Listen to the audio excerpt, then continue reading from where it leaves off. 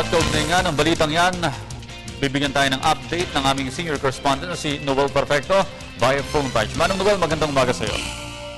Magandang umaga, Audrey. Yan tungkol muna dun sa extension ng mga OFW concerns. Sobrang pasalamat ni Presidential Advisor OFW Concerns Vice President Jejo Marbinay sa extension na pinabot ng Saudi government.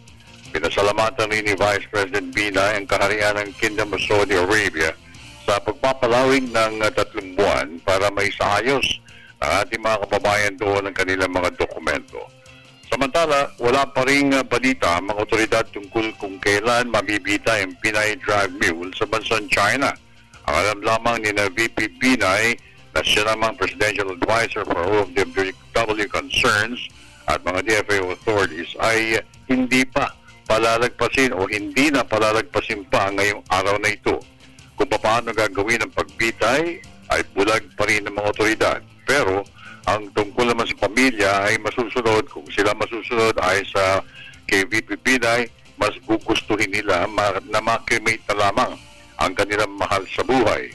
Sa kanyang press conference kahapon, nakiusap umano ang pamilya, magulat kapatid ng drug courier, na wag na sana mabanggit kung saan gagawin ang pagbitay at paano bibitayin ang kanilang mahal sa buhay.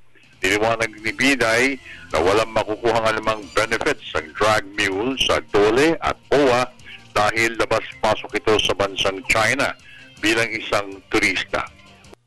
Ang Audrey na ngayon ang huling araw na binigay ng Chinese court para ipatupad ang execution sa Filipino drag mule at ito'y ating tututukan. Yan muna ulat, Audrey, para sa Balita ng Bayan. Noel Perfecto. Maraming salamat kasamang Noel Perfecto.